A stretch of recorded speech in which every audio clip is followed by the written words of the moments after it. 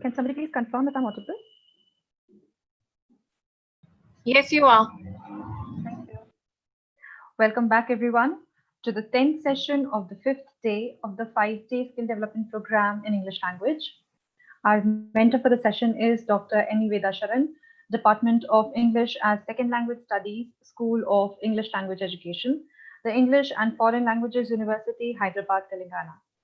In his last session, he took up reference skills and led the participants into the intricate corridors of referencing, especially through dictionaries. He advised the participants to make the dictionary a part of their lives and personalize it. They could also learn cross-referencing with reverse and obverse references.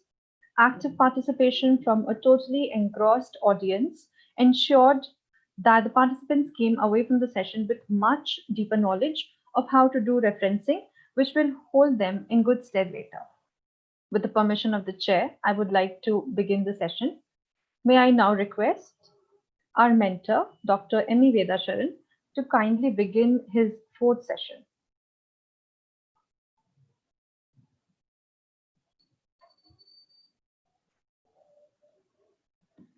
Sharan, sir.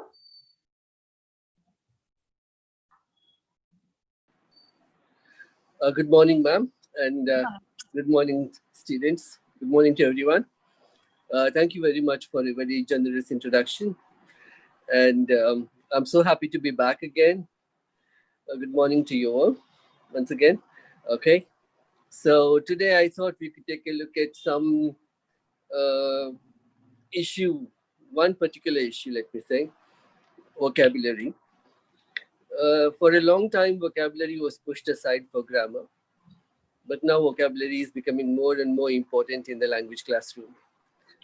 People thought that vocabulary could somehow be learned, but they now decided that vocabulary can sometimes be more important than grammar, because if you have the words, you can convey something with bad grammar or whatever, but still you can communicate. But without vocabulary, you cannot communicate. So anyways, yeah, good morning. So let's get on with the session now. Ma'am, can we start the PPT? Yes, sir. Yes, sir. We can start the PPT. Yeah, so today we'll look at vocabulary. Anybody can tell me what they understand by the word vocabulary? What does vocabulary mean to you?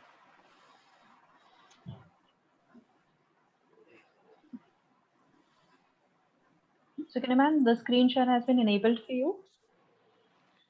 Yeah, please go ahead and type in your answers if you can, if you wish. What does vocabulary mean to you?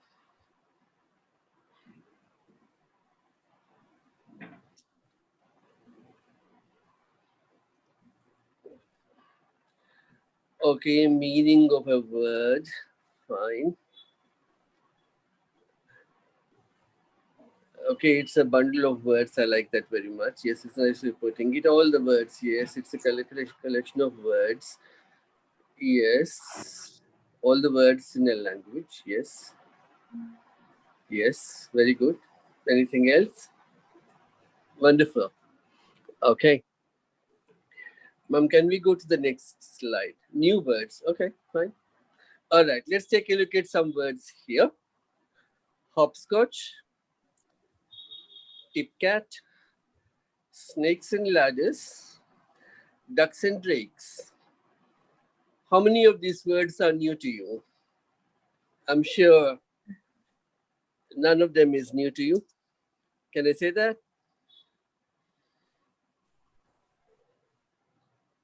Yeah, anybody can say what hopscotch is? Can one of the participants unmute themselves and answer?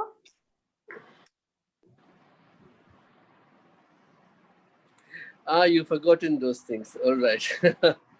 Okay.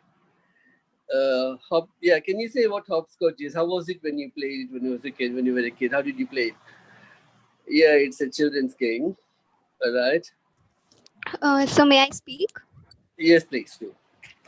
So hopscotch is a game in which we draw squares and we throw little stones on them and we jump on one toe, something like that.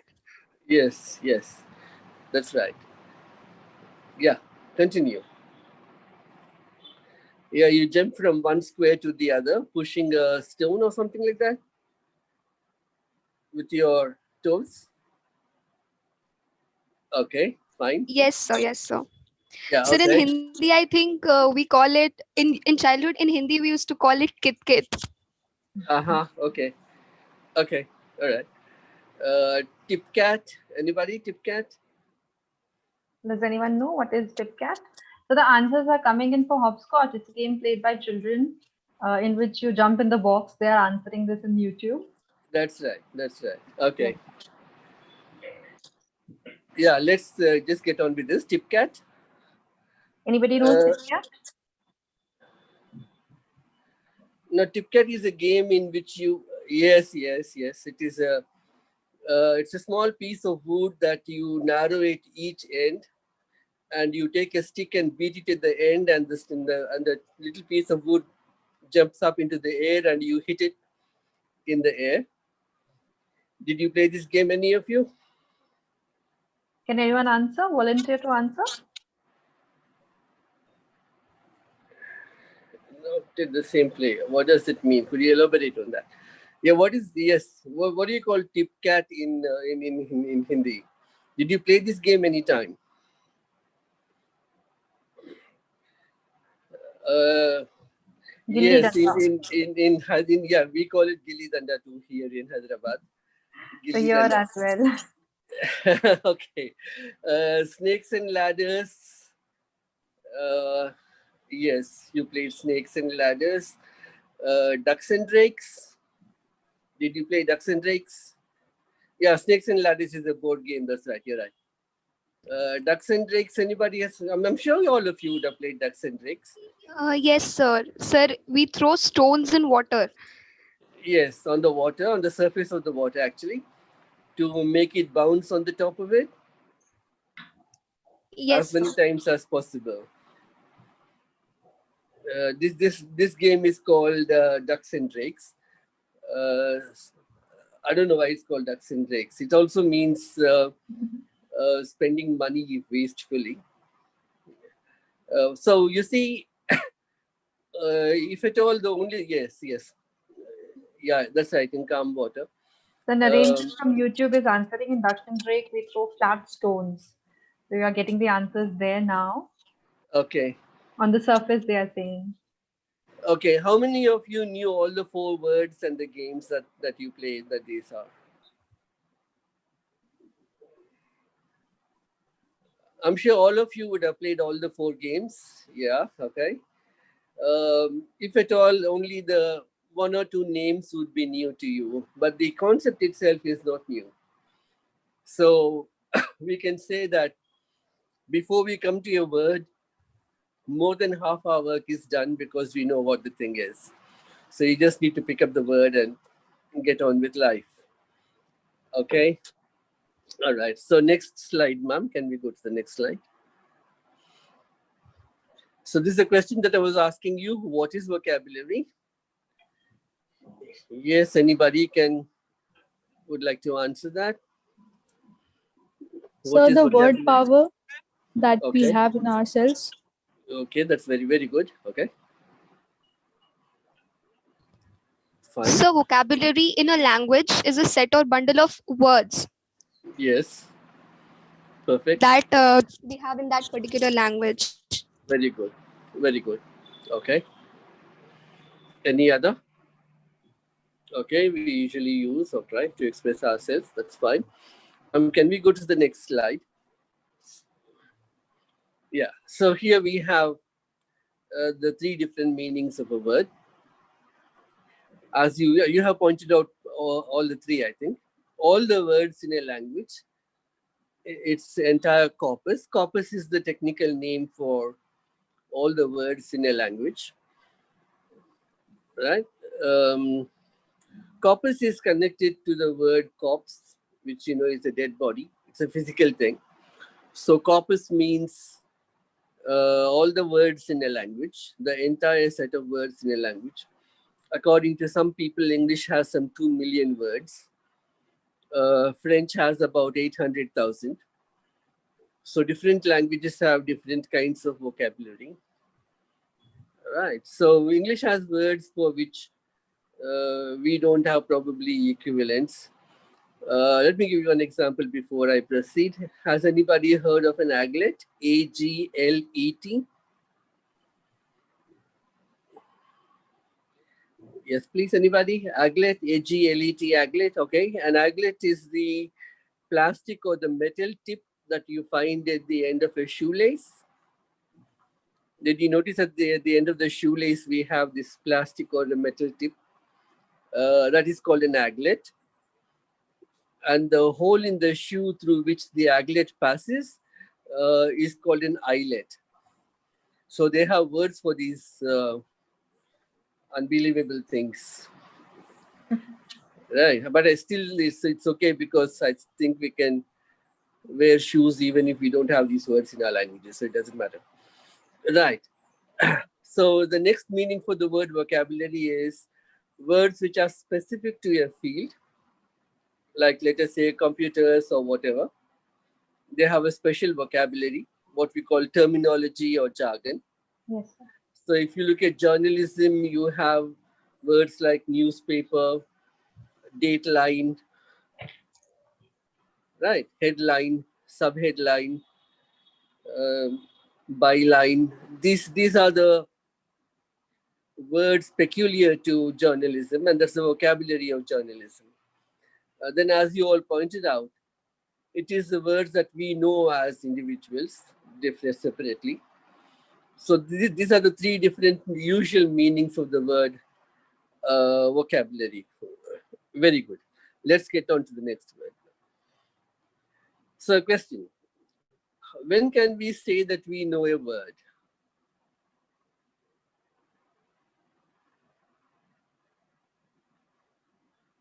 What is it that you have to do to know a word? Ma'am, next slide, please. Okay. It's knowing, it's very good. It's knowing its meaning, yes. Knowing a word, as I was pointing out to you, yes, knowing the meaning, it's a process. It's not a product in the sense that it's like making biryani. It takes time. It's not like instant coffee where you just put in some hot water, stir it, and start drinking. It's not a product.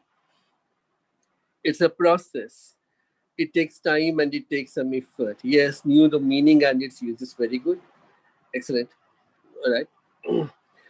Ma'am, next slide, please.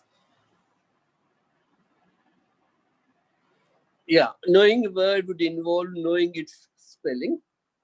Orthography is the science of spelling, as you all know. You need to know its meaning.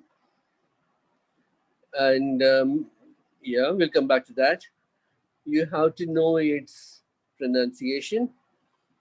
For example, you say circuit, an electrical circuit, but you say circuitous for a roundabout road. So these are some of the peculiarities that you have in the language. So you know the pronunciation of the word. Then you know the other parts of speech, such as the verb form, the adjective form, the adverb form, and so on. Right. So how does a noun become a verb? Right. How does an adjective become a verb? So you have simple, which is an adjective, and you add "fy" to it. So you say simplify, which is to make a verb. Depends on the way it is used. Yes. So we need to know the other parts of speech of the word, how it changes into the other parts, and that is one important aspect of knowing a word. Right. What we need to do is to notice some patterns in these things. So what are the affixes to the words? For example, we have tion. These form nouns.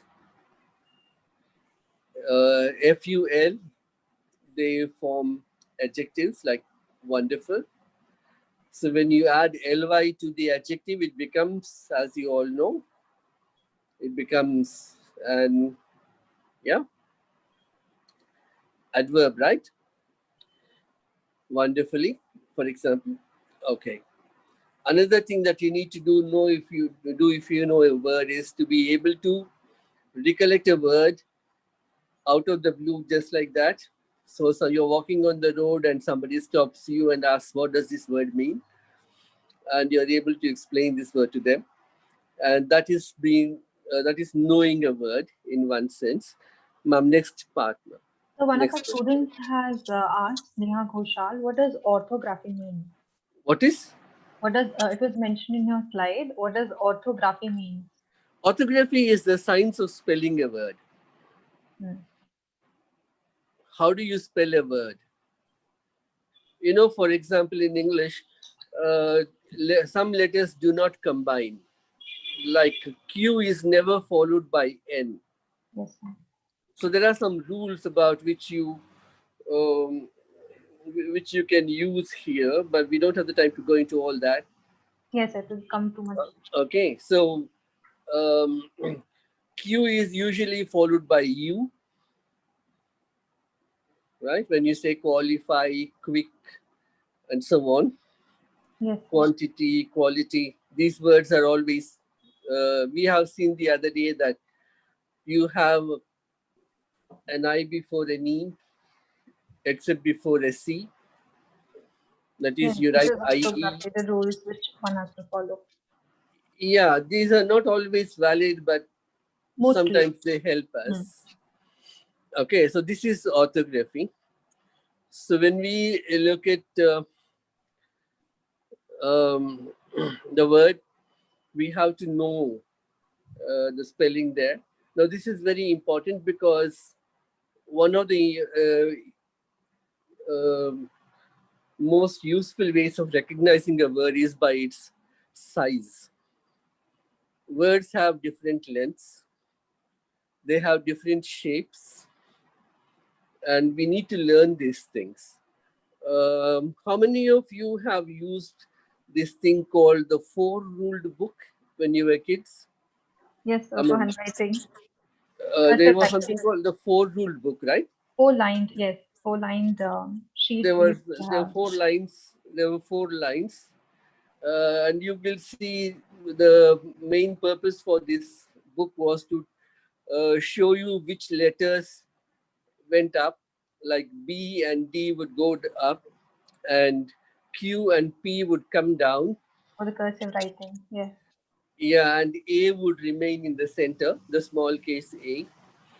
So the main purpose of this four ruled book was to show you the shapes of letters, and that's a very, very important thing to be able to recognize. If you know the shape of a word, you can read it faster, you can understand it faster. We don't normally read a word from one end to the other. We probably look at the first part and the last part of it, and we don't pay too much attention to the center. Yes, so this is very interesting. Yes. Yeah, and you'd have noticed this point. You can see any number of things on WhatsApp. Cursive writing books. Yes, fine. That's fine. I'm surprised that people are still teaching cursive writing, which is a very pleasant surprise. I thought people had given up cursive writing. Anyways, um, so orthography is a very important part of it, especially in the English language, because the spelling and the pronunciation don't match. So you need to pick up on that. And then you should know the collocations of the word. Collocations are defined as the company a word keeps. That is, which is a word that always goes with the particular word. Like prefer is followed by to, sympathize is followed by with, as you can see there. You have sympathy for somebody, but you sympathize with somebody. Now, these are called collocations. There are whole dictionaries of collocations that tell you how words collocate. Okay, so you need to take a look at these things. Yeah, any questions so far? Then we can go ahead with this thing. Yes, sir, we can proceed. Yeah, so let's go to the next slide, ma'am.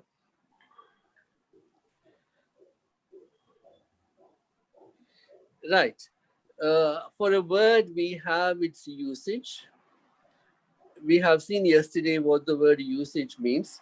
It could be uh, from a particular dialect of a language, like British or American or Indian. The usage can be formal or informal, slang, vulgar, offensive, and a whole lot of other colloquial, and a whole lot of other things. Right. So we need to know the usage of a word, whether a word is very formal or not so formal. Okay. And there is the etymology of the word, the origin of the word. Okay. Your teacher was using this word enthusiasm, for example, just now, a little while ago. The word enthusiasm is composed of two parts at least. N means to fill or to make able, make possible. And theos means God.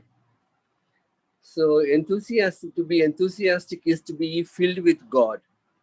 That is to have a very intense, strong religious experience. And that is why it is called enthusiasm. So you may have noticed that people who have religious experiences are completely lost in their own world. They are not aware of what's happening around them. They are completely immersed in what they are doing. So this is enthusiasm.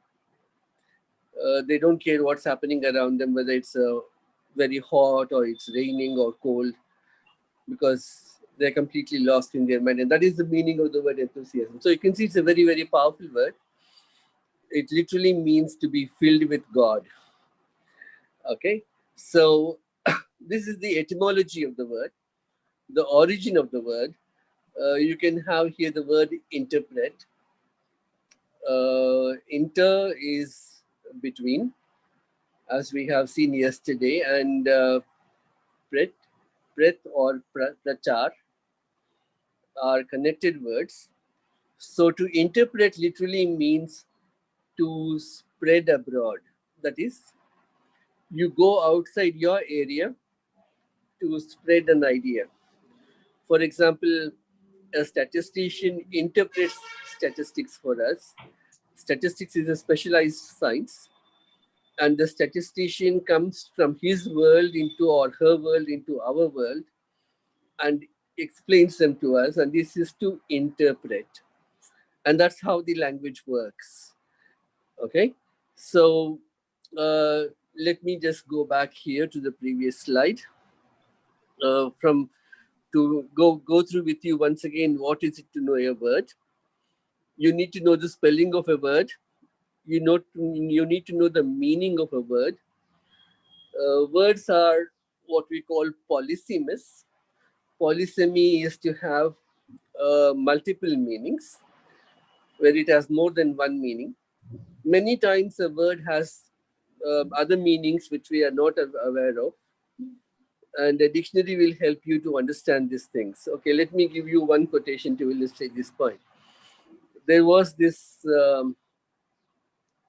British judge who once said,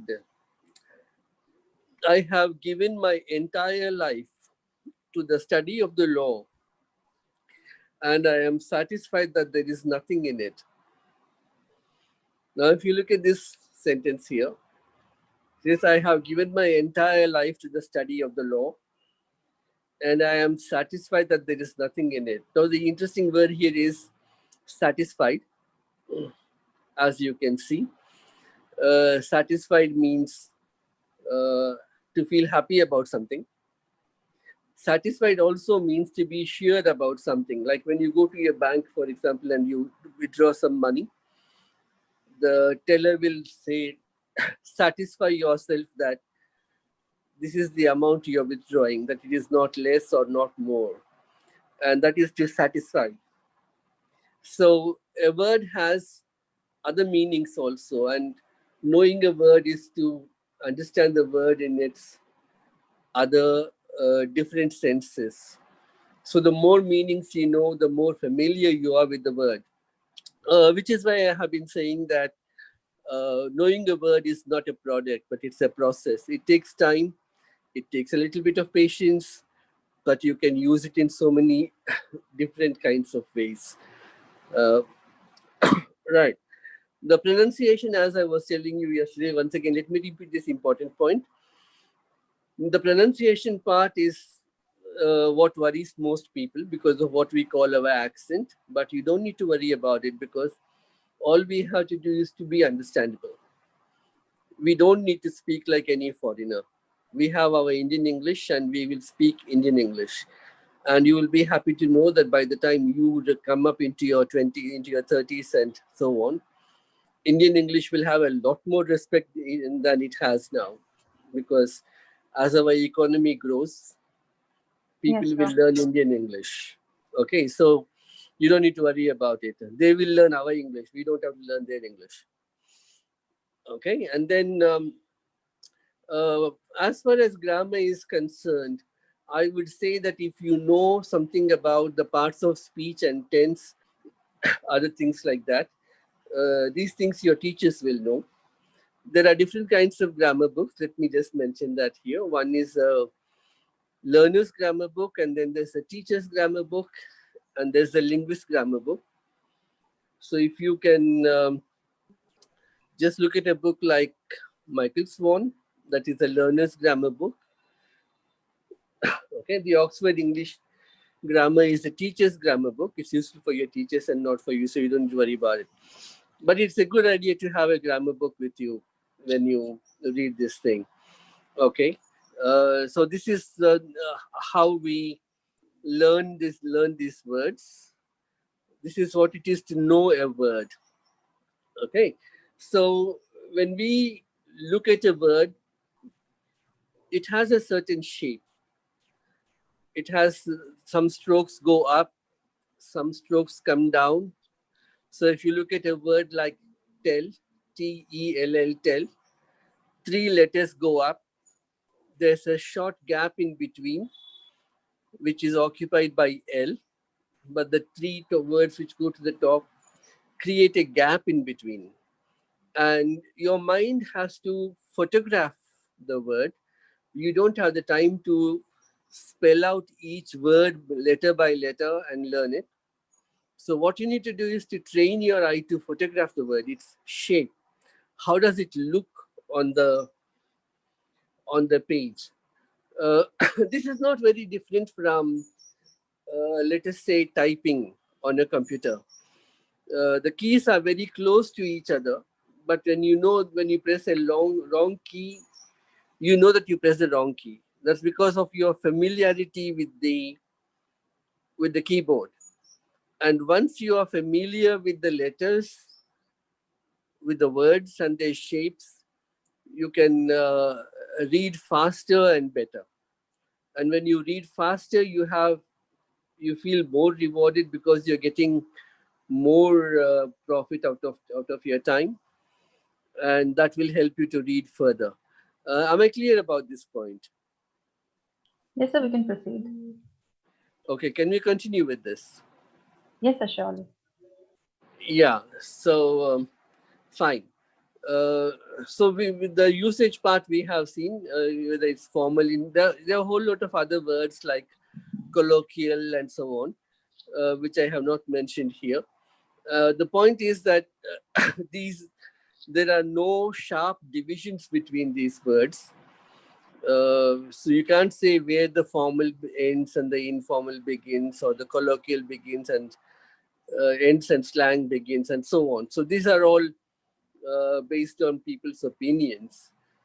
But it's good to be familiar with the words that we are using. There are a lot of embarrassing words that Indians use without knowing them. I can't mention them here, but you need to look up the meanings before you use those things. Right. The usage part here we have seen. Etymology also we have seen. Um, right. This is the last slide for today, ma'am. Can you go to the next slide, please? Learning vocabulary cannot be separated from reading. Reading is probably the most important way in which you can acquire a vocabulary.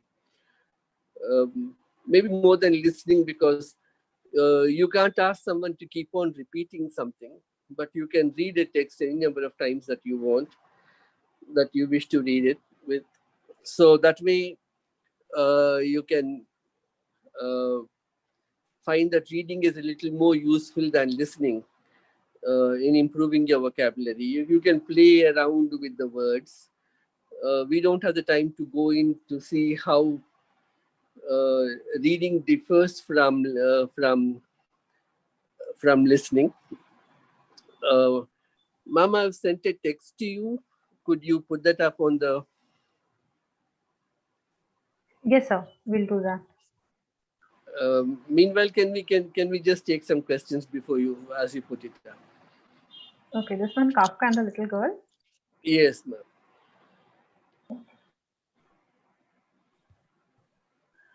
Sukanya ma'am, kindly enable editing so it will. Any questions, please go ahead and ask. Take about a minute to read this. It's a very short text. Yes, sir. There is a question from Kanak Kumari in the YouTube chat box. Why the pronunciation of some words keep changing with time? She wants to know. Okay, this is a very complicated question, actually. For one thing, before the discovery of recording devices like the gramophone record or the tape recorder, we don't know how words were pronounced before.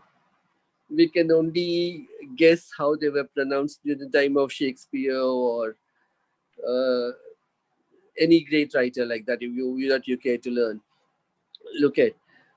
So why do words change in pronunciation? In fact, language is a very living, dynamic thing. Yes, it's never static. It continuously changes according to the needs of the people. So meanings change. Old meanings are dropped and new meanings are acquired. And that way, language is it's growing. It changes its quality. So why do the pronunciations change? That's because a majority of the people start speaking a word or using a word in a particular manner. And this can be sometimes a very upsetting or disturbing thing. For example, people used to distinguish between disinterested and uninterested.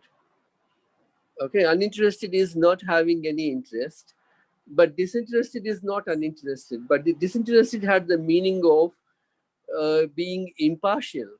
Yes, sir. Okay, so we can say that a judge must be disinterested in a case, but not uninterested in the case. You understand what I mean? So, it's like a match between India and Pakistan. If you're watching a cricket match between India and, we can't be disinterested viewers. We want India to win even if they play badly. Yes, sir, till the last ball. Yeah, but the disinterested is not being partial to any side, but you are very interested in the game. So let's say it's a match between Australia and England that's played in India. So we would watch that match in a very disinterested manner. Now, people don't bother to distinguish between disinterested and uninterested. And now disinterested has come to mean uninterested. Okay, so that is how meanings change. That's how the pronunciation changes. Now, the pronunciation can change also because of American influence. How you can see how much Hollywood dominates. Yes, sir. Our lives. So we all keep on reading or watching Hollywood movies. We listen to American speakers and so on. So that's how the spelling. It's not a fixed thing. Even grammar changes sometimes. You know. whatever the grammarians may say, now they are called grammar Nazis. Yes, People sir. who people who insist on correct grammar are called grammar Nazis. But anyway, yeah, that's a different area altogether. Okay, so did you read the story? Kafka and the Little Girl. Yeah.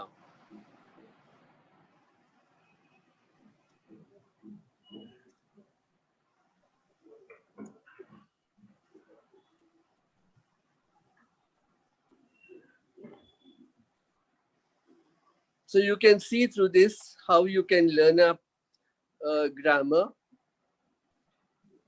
spellings, and so on. Anybody that would like to comment on the story? Did you like it? Can the participants volunteer to unmute and answer? Yes, ma'am. Could any responses to the story? I would love to know.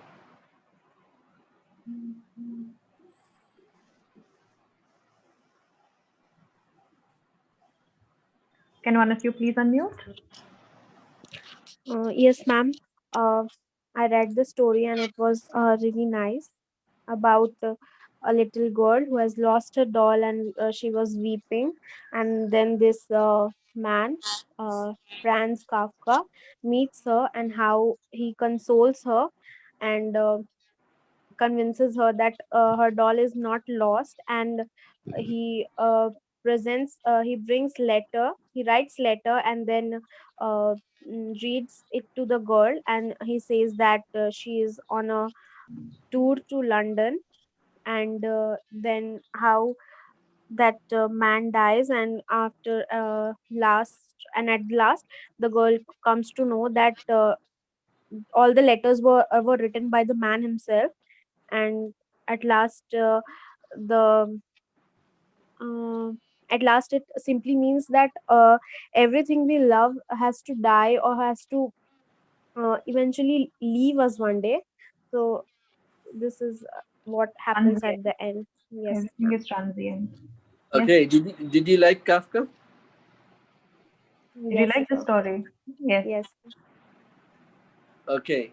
Right. Let's look at some of these words and see how they operate. If you look at the third line here, the child was inconsolable. Okay. Now, what I want you to look at in a word is how it is made up of different parts. There's a stem, there's a basic part of the word, and it takes on prefixes and suffixes. Right. So, what are these are called affixes. An affix is a prefix or a suffix.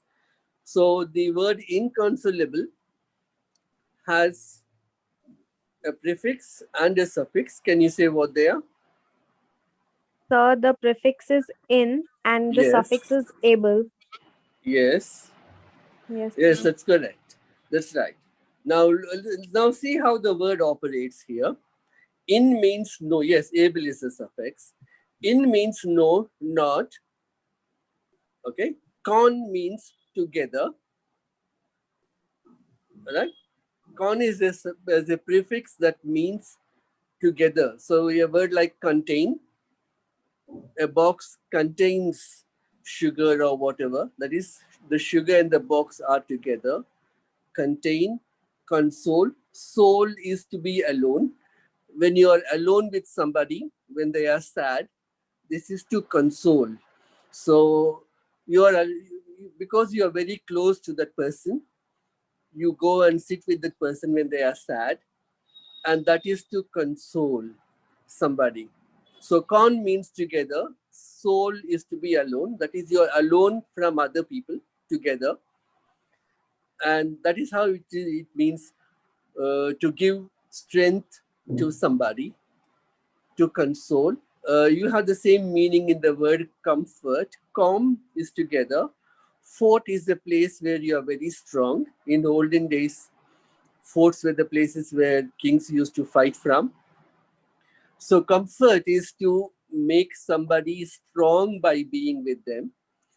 So when you find your friend is sad, you give them comfort or you comfort them.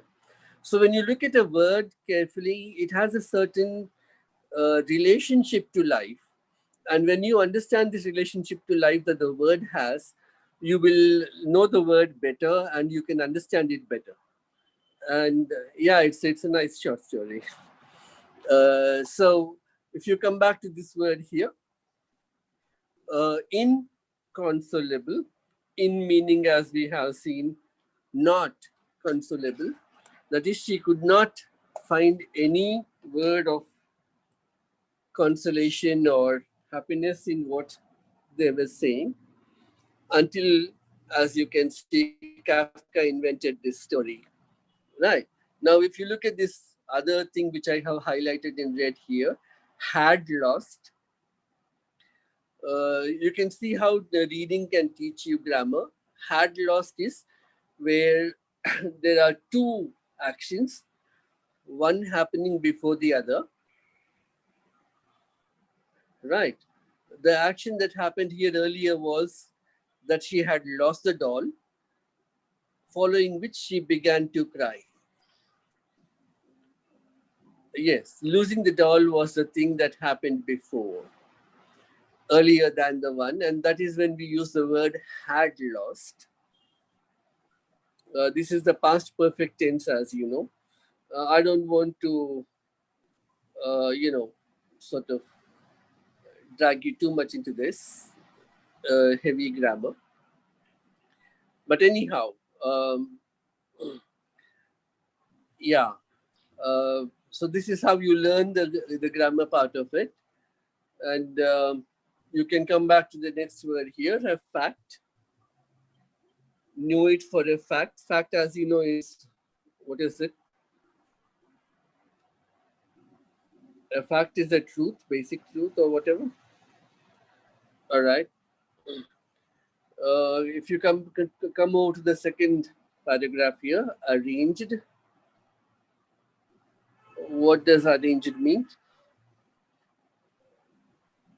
Somehow she managed to meet the little girl. Okay. Managed. Yeah, planned, arranged, yes. Schedule. Yeah, here it's a different meaning, right? It's different from the arrangement of flowers that you may make somewhere. Right. So, yeah, planned or something like that is the meaning here.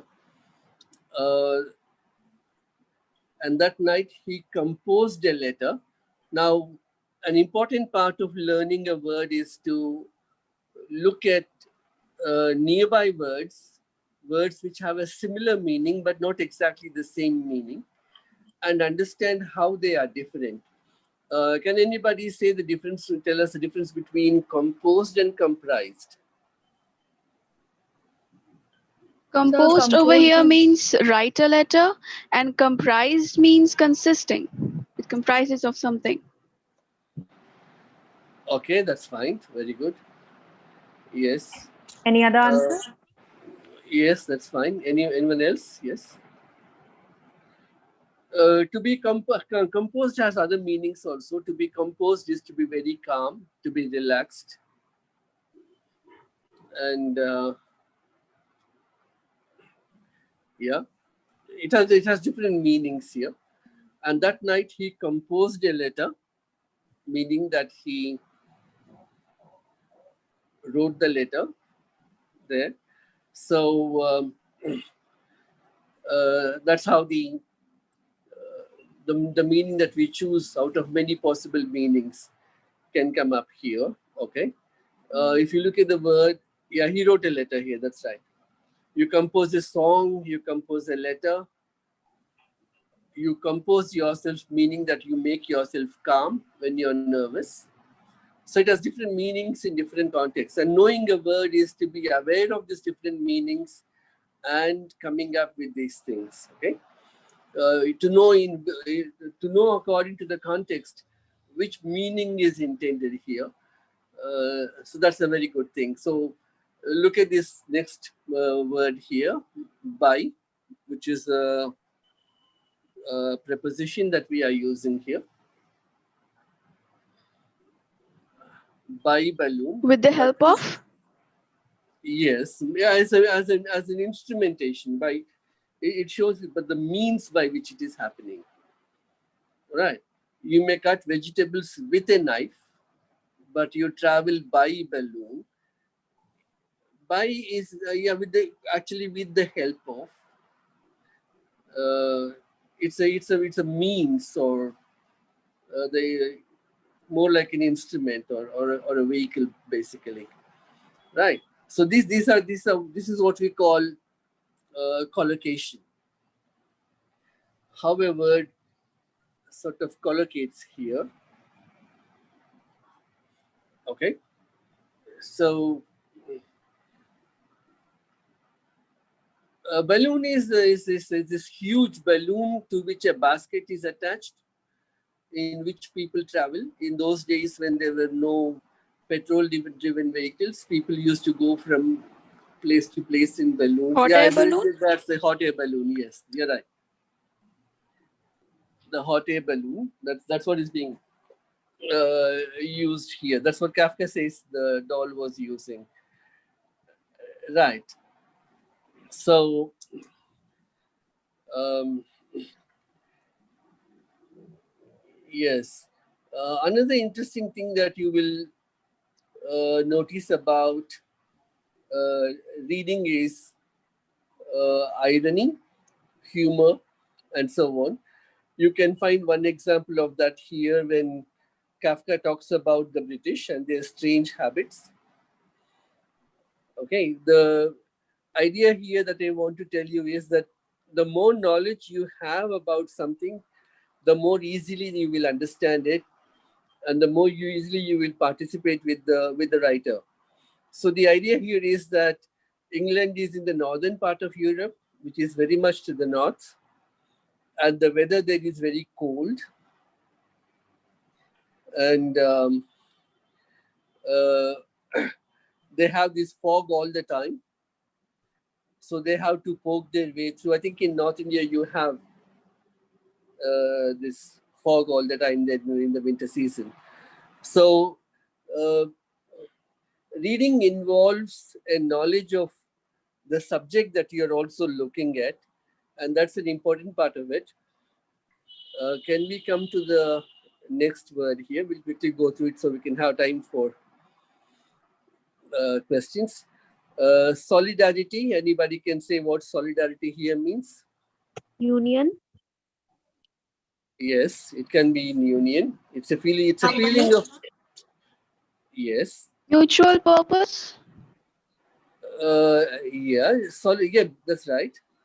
Solidarity is where you feel a sense of unity with somebody. Okay, it is a common interest among a group of people. That's fine. So solidarity is the feeling that best expresses respect for human dignity.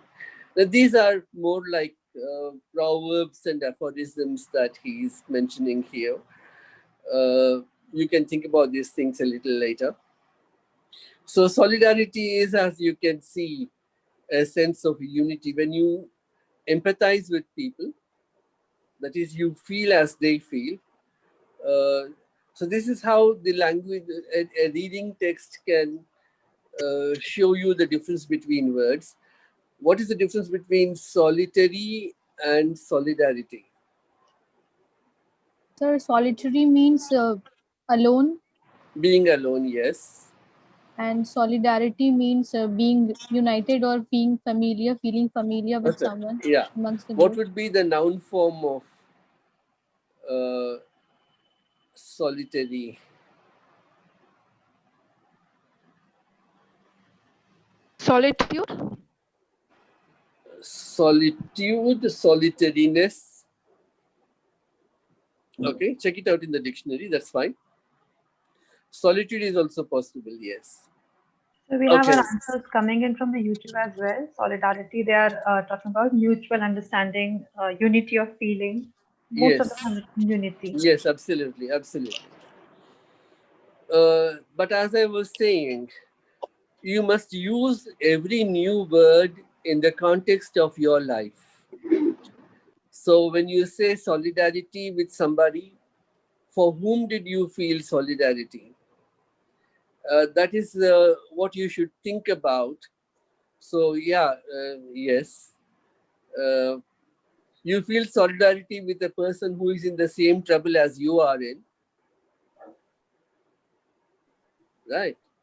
Um, so, when was that occasion where you were in trouble, in the same kind of trouble as your friend was? Maybe when you scored poor marks or things like that. So you need to, So can it mean empathy? yes, it is. Empathy would be a very, very important part of solidarity, right? Yeah, so you need to work out the difference between sympathy and empathy. Empathy, of course, is much deeper than, stronger than sympathy. So what these things are, we don't have the time to go into, but you should be aware of these things and you should be looking at these things as you go along, right? Okay, so obviously, what part of speech would obviously be?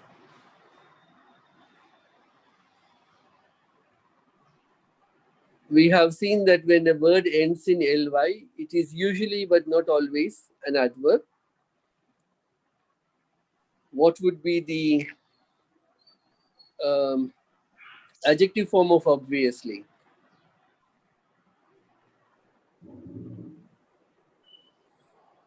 Obvious. Yes, obvious. And the noun form would be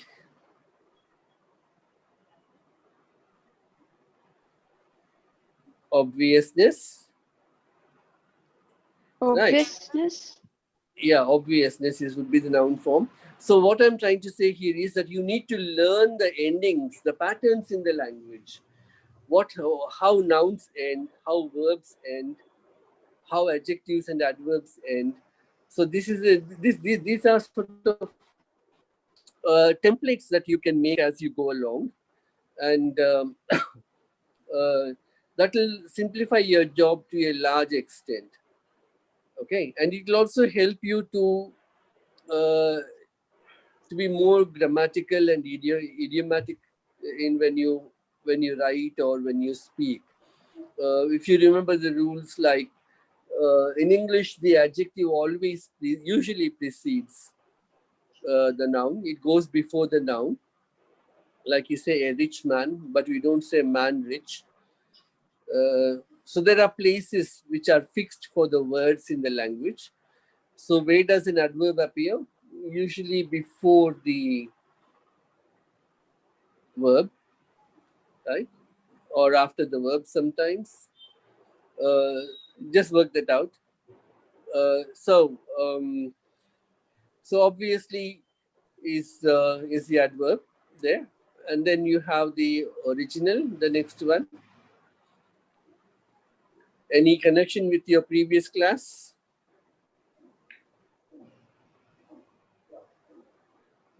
So what you will notice here is that when you put the before an adjective, it begins to function like a noun.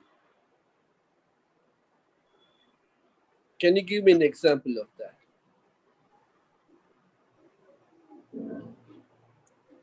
Take up an adjective like poor, rich.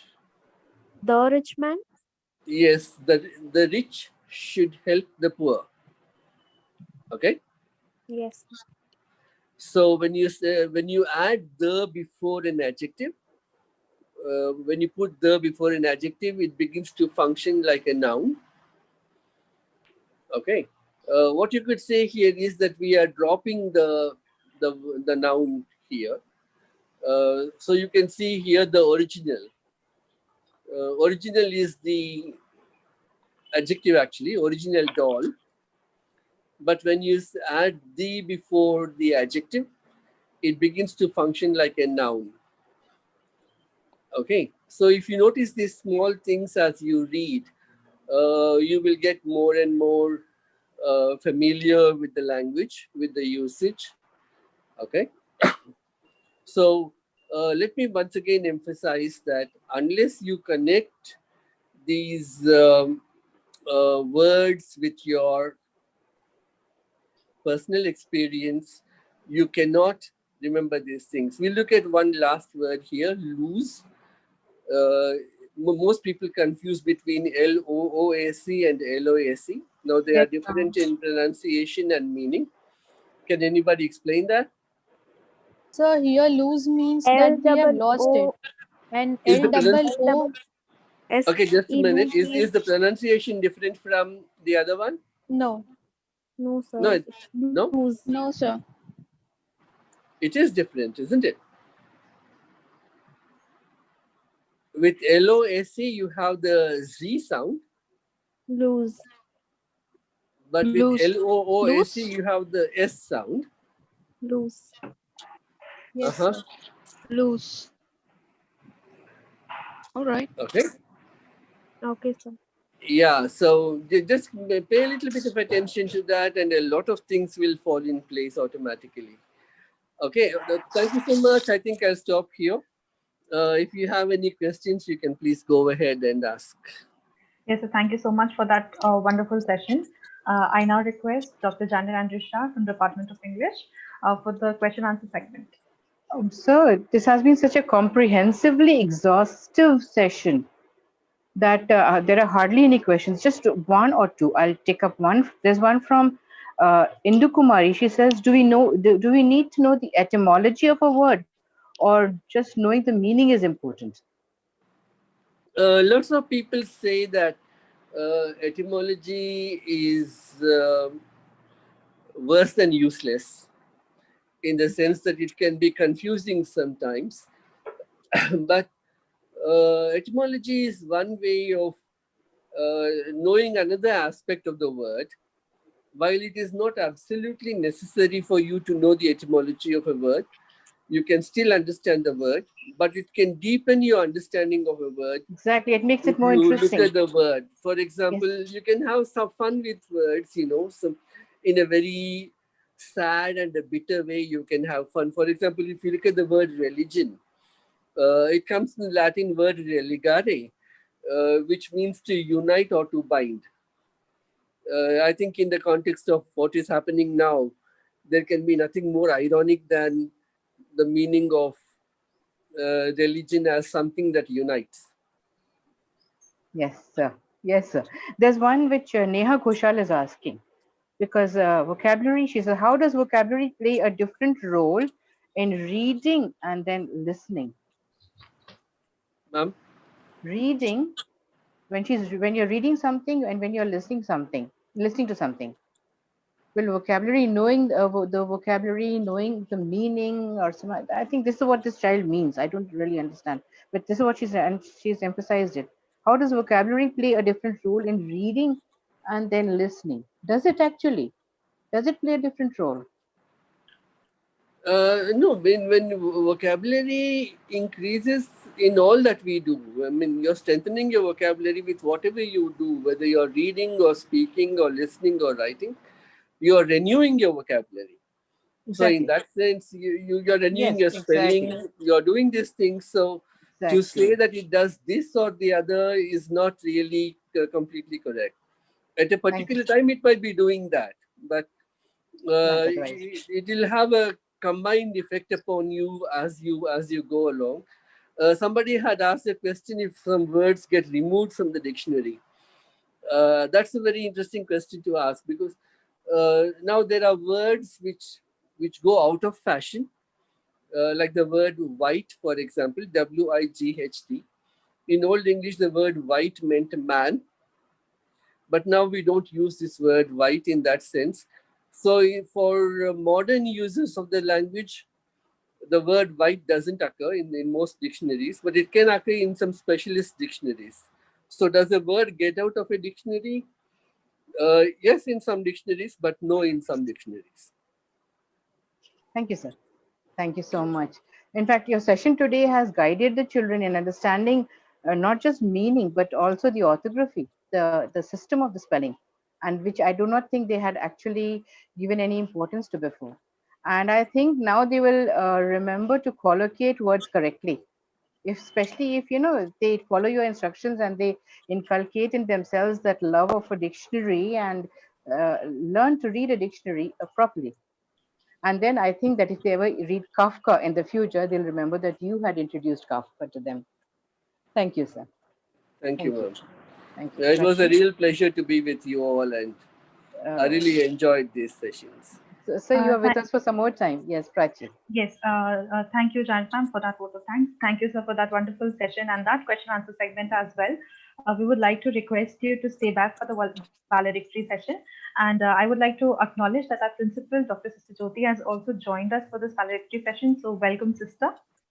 Before we begin, there are a few instructions for the participants, just a small announcement. Two things that I want to make clear because they were asking continuously in the YouTube chat box. The scores for the test has been released and kindly check your mail for the same. If you do not find it in your inbox, you can try your spam folder as well because sometimes it can go there. So try doing that. And second thing, important thing is that your e-certificates will be sent to you to your respective email IDs within 2 weeks time based on your attendance as well as the test scores. So with the permission of sister, I would like to begin our valedictory session. Sister, can I go ahead? Please, ma'am. Yeah.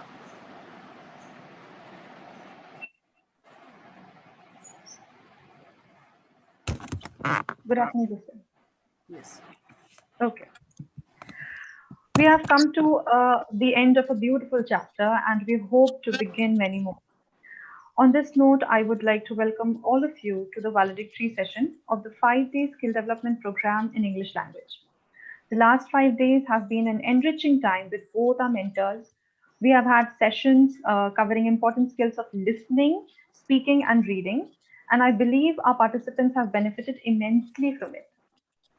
In order to learn about the experience of the participants, I would like to invite two of our student participants, to share the things that they were able to learn and assimilate.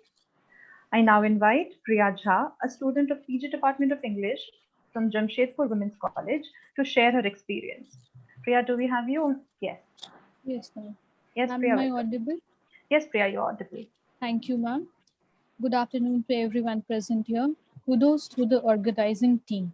Finally, we have come to an end of the 5-day skill development program in the English language organized by Nirmala College, Ranchi.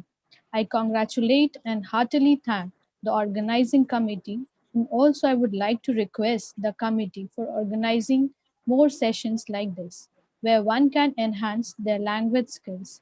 At the very outset, it's my humble privilege to share that this skill development program has made us better than what we were yesterday. This has changed our life in a similar manner to which a sentence is changed by assigning punctuations to it. To add, I personally believe that the English language won't be same as it was earlier. I derived much pleasure by the skills of our esteemed resource person, Dr. Revati Srinivas. I am overwhelmed with her styles and techniques with which one can command over the English language. She also motivates us on how one could be a good listener and a vibrant orator.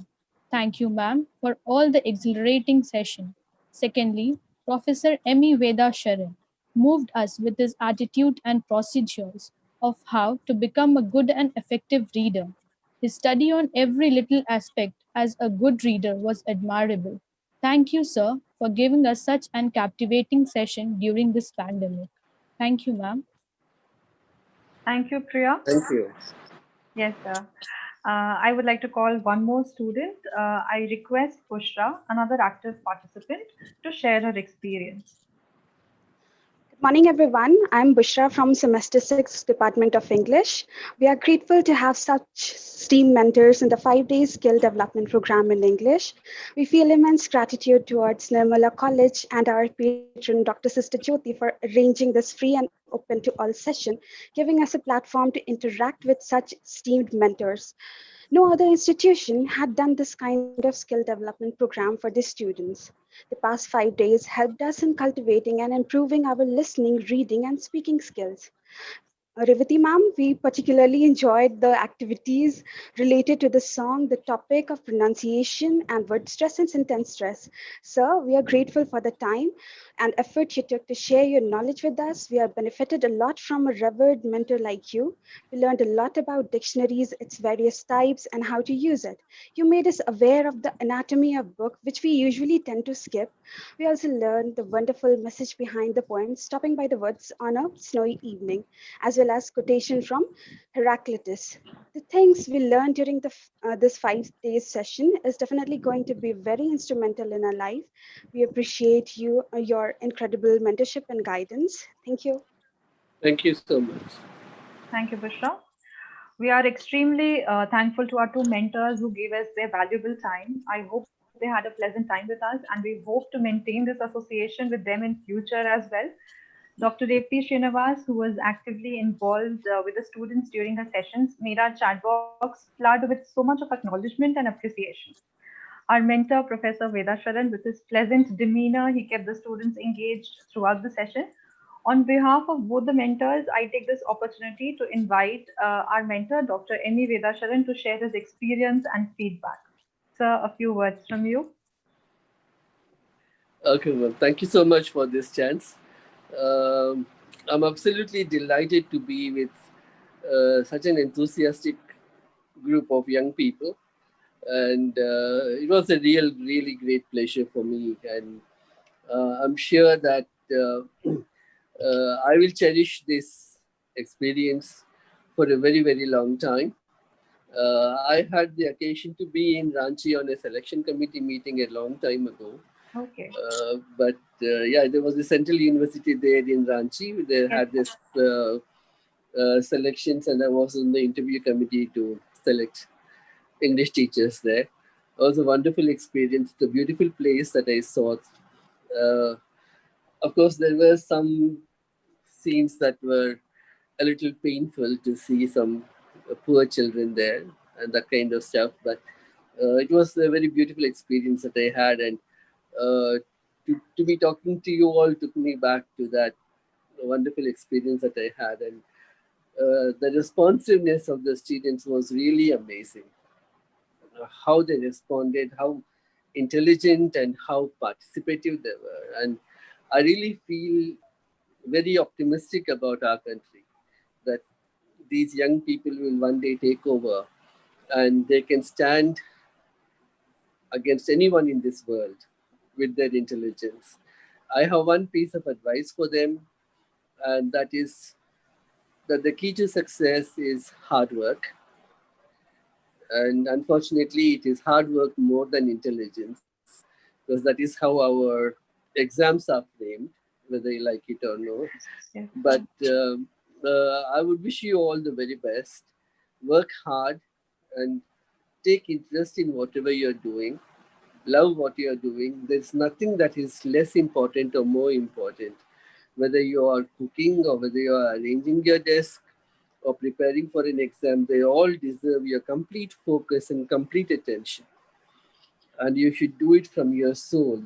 It is said that when Mahatma Gandhi made slippers for a leper in jail, he would be as careful as he was when he was writing a letter to the viceroy. Stitching slippers for a beggar and writing the letter to the most powerful man in India were equally important for him. And that's a lesson I think we should learn from this great man, whatever he may be now. And I wish you all the very best and for a fantastic future. Well, I really hope to see you all again. And I thank you very much from the bottom of my heart for tolerating me for these 5 hours all these days. I hope you have benefited something from my Yes, sir, definitely. All the Thank you so participants have much. benefited immensely, and there are so much of acknowledgement and praises for you in our chat boxes. Thank you, sir, for that. Thank you. May I now Thank you request? so much. Yes, sir. May I now request our esteemed CP coordinator, Head of Department Geography, Dr. Devjani Roy, to present her Thank you. report on the 5-day skill development program in English language. Over to you, Devjani, ma'am. Thank you, Prachi.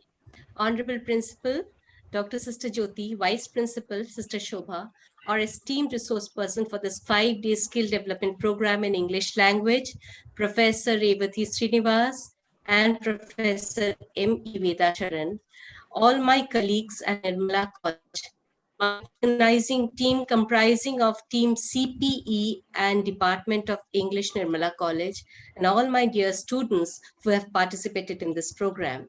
It gives me immense pleasure to share with you the report of this enormously successful, innovative, and enthralling 5-day program. There were 10 sessions in all, with a total registration of 878 students. Although I must admit that we did not have full attendance for all the sessions. Sometimes the students missed their feedback form, which was also counted as an attendance. But there were 400 students which took a test that was given to them on 10th September, that is yesterday. And needless to say that they have all fared very well. So thanks to you, our mentors. Now, this program was a need-based program. When I first communicated with Dr. Revati Srinivas, she asked me how the students are in our college or in our area, and what would they like to learn from me. So I said that they are hesitant to speak in English. And she took that up, and as a needs analysis, she passed on a questionnaire for the students. The questionnaire was filled and an analysis was done, and it was found out that the students listened to English songs. She used that in her teaching, and the song by ABBA, very famous pop song by ABBA, was played again and again, so that the students got an idea as to what the lyrics meant. You know, listening to something, a language that is not one's own mother tongue, the very teaching of that, the technique of teaching that was indeed gratifying. From learning about factors that influence listening skills, the students were mentored to selective listening, learning phrasal verbs, synonyms, homonyms, correct pronunciation, correct intonation, stressing on the words, and so on and so forth. Apart from practical learning and practical lessons by Dr. Revati, they also were initiated into the art of reading English. Somehow down the line, we have stopped reading. Holding a book, the anatomy of a book, was discussed by Professor M.E. Veda Sharan. Apart from that, he also told us so many things about dictionaries, thesaurus, polysemy. Me being not a faculty of English department, I admit I learned a lot from this 5-day session. In short, the students were familiarized with the nitty-gritty of English language. So the rules also. What makes this course unique was that no other college in Jharkhand had ever done such a course like this. I must admit that the students of Jharkhand and the eastern region of India are hesitant to speak in English. And I'm sure that after this 5-day skill development workshop, they will be much more enthusiastic about speaking in English. And a word about enthusiasm, which was shared by Professor M.E. Veda Sharan. Thank you, sir. I would like to quote unquote what you said, that enthusiasm is a combination of two words, N, which means to make possible, and theos, which means God. So enthusiasm makes it possible to be with God. What else do we need now? The participants, I'm sure, will definitely go back wiser, happier, and much more contented. Before I end, I'd like to thank our patron and principal, Dr. Sister Jyoti, who has constantly been our support, has guided us and has motivated us to take up new challenges. Even during the pandemic, we were not stopped from organizing any event. We went online. We did the best in this pandemic period. Thank you, sister, from the bottom of my heart. Had it not been for the CPE team, the enthusiastic participation of all my colleagues, Dr. Sukanya, Dr. Shrirupa Roy, Dr. Veena Pani, Dr. Pinky Pandey, and the English department, Dr. Afrinul Haq Khan, Dr. Janet, and Miss Prachi Tikka, all of them together A man cannot succeed alone, but together we can do things. We can reach out to the sky, and the sky is the limit. So before I depart, or before I bring the curtain down, I would just like to quote something by Brian Tracy. Brian Tracy is a motivational speaker, and he says, be a lifelong student. This is for the students. Be a lifelong student. The more you learn, the more you earn, and the more self-confidence you have. Thank you, one and all. Thank you, Thank ma'am. you, thank you, ma'am, Thank for you that so much. report. I deem it my privilege and honor to invite our eminent principal and patron of the 5-day skill development program in English language, Dr. Sister Jyoti, to mark the closing of our 5-day skill development program. Over to you, sister. Thank you, Prachi. Yes, sister. First of all, I thank the Almighty for accompanying us during these 5 days of search of our knowledge. Almighty God, we are your creation. To you we bow and pray. Light up our knowledge so that your blessings flow forever like perennial rivers and dazzling sea waves. Creator of the universe, fill our lives with the choicest blessings of your heart today and in the days to come.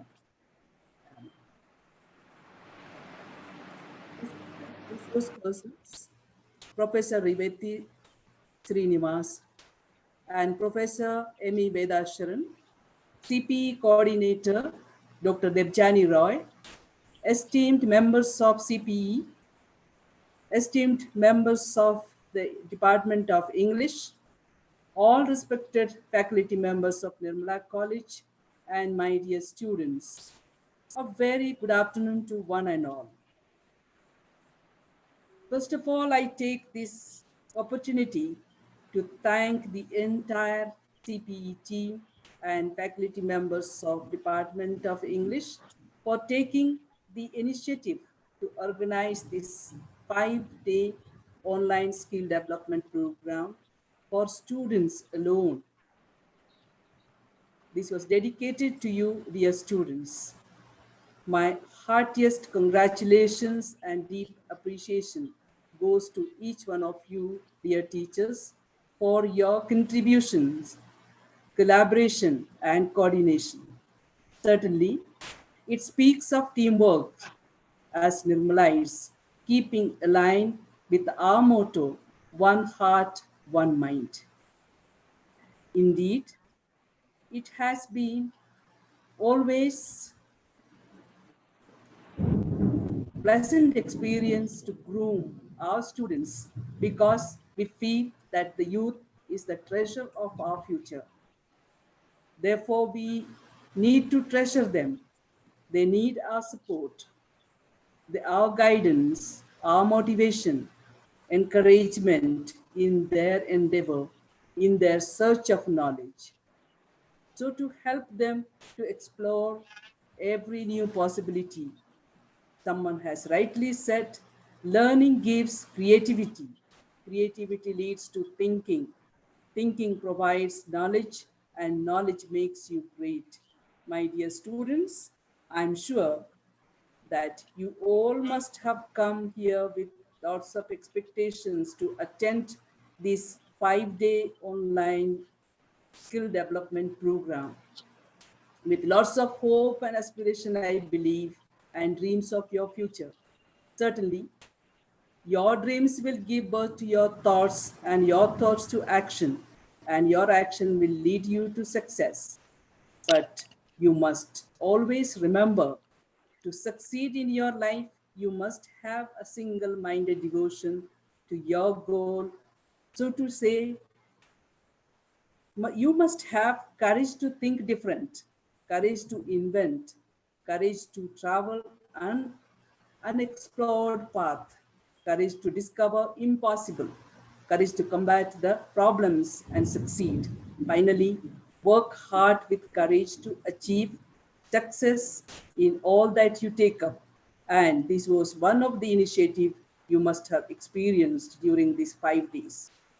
Today, I can say that our journey through 5-day UGC CPE sponsored skill development program in English language organized by CPE committee and the Department of English, Nirmala College, Ranchi, with academic support of mentors, the esteemed resource persons, Professor M.E. Veda Sharan and Dr. Revati Srinivas, from the English and Foreign Languages University, Hyderabad, has been truly enriching and informating and enabling experience.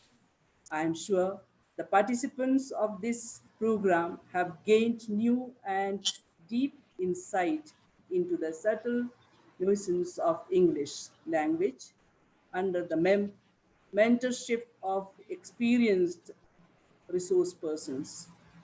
The passion and enthusiasm with which the learned resource persons imparted knowledge is indeed praiseworthy and commendable.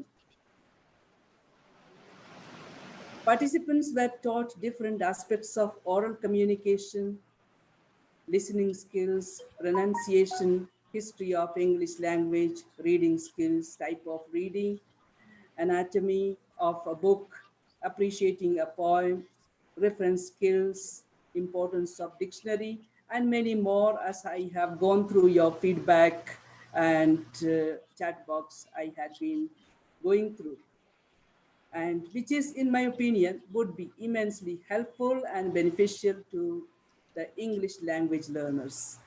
The 5 days interactive sessions, which focused primarily on the listening and reading skills, have equipped the participants with techniques, tools, and strategies that would open up new avenues of learning and developing the language and empower them to use the English language with ease and confidence. It is my proud privilege to place on record my heartiest congratulations to the organizers, the entire CPE team, along with the Department of English Department, Nirmala College Ranchi, for their commendable efforts and commitment to provide this platform for the students desiring to enhance their knowledge, their skill, and equip themselves with the demands of the time. We gratefully acknowledge UGC for granting a CPE scheme to our college, the single recipient of the state Jharkhand during the 12th five-year plan period. I congratulate each participant of this program for being part of this great event. May God bless you all. Thank you. Thank you, sister, for those kind words. It motivates and encourages us to strive for higher pinnacles of success. On that note, I welcome Dr. Janet Andrew Shah, Department of English, to propose the vote of thanks. Over to you, Janet ma'am. Thank you, Prachi. We had a very inclusive valedictory session. It is my privilege to acknowledge the contribution of those who are the reason why these 5 days were such a phenomenal journey.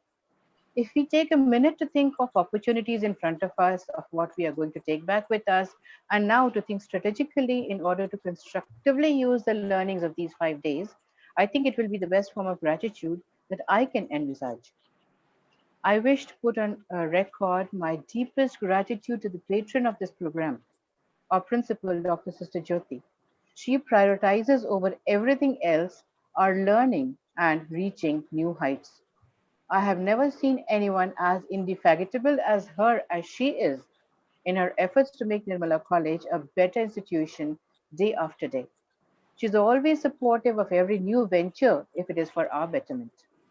I know we are on a virtual platform, but could I have some applause for her, even from the confines of our own homes? When we started on this very fascinating and engaging journey 5 days ago, none of us had thought that we would become so insightful about our listening and speaking and reading.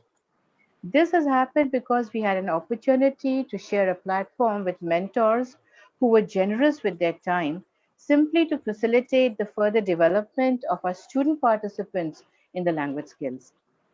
Dr. Revati Srinivas, Department of Materials Development, Testing and Evaluation, and Professor M.E. Veda Sharan, Department of English as Second Language Studies, both from EFLU Hyderabad. We are profuse in our gratitude. Words will not be enough for the deep appreciation we carry for the very patient hearing you gave to the questions that we put to you. I know that in the coming days, some words, some accent, some cross-reference will remind us of your tireless efforts on behalf of our children. And the rapport that you built with the students while interacting with them is not something that they will forget soon. Deepest gratitude to the UGC CPE team for funding such a program, and thankfulness to Dr. Devjani for being the liaison between Nirmala College and UGC CPE for the sponsorship. Dr. Shirupa Roy, also on the CP team, a special mention. We all gate crash into her space time and again, and she unstintingly puts aside her own work to heed our desperate pleas. Thank you. And events like this cannot happen overnight. The wheels had started rolling weeks ago. It required planning and a bird's eye for details.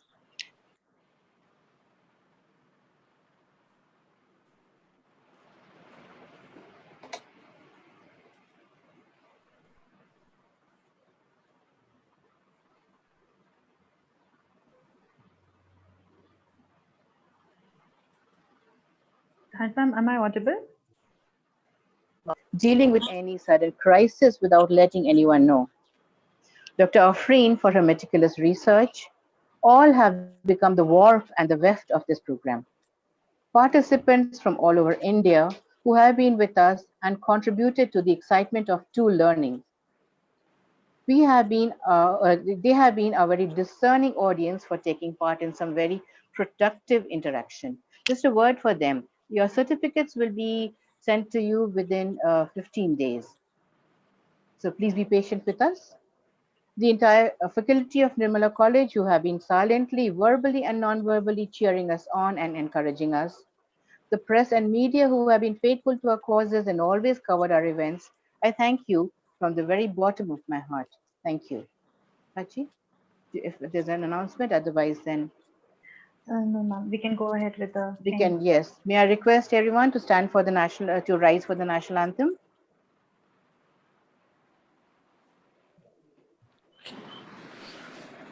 जनगण मन अधिनायक जय हे भारत भाग्य विधाता पंजाब सिंध गुजरात मराठा द्राविड उत्कल गंगा विंध्य हिमाचल यमुना गंगा उच्चल जलधि तरंगा तव शुभ नामे जागे तव शुभ आशीष मांगे गाहे तव जय गाथा जन गण मंगलदायक जय हे भारत भाग्य विधाता जय हे जय हे जय हे जय जय जय जय हे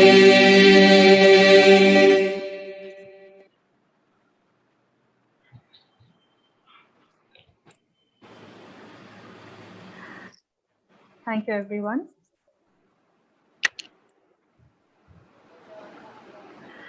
Just a small request to the committee members. I request you to kindly stay back for a little while, and I request the students to kindly log off. Thank you.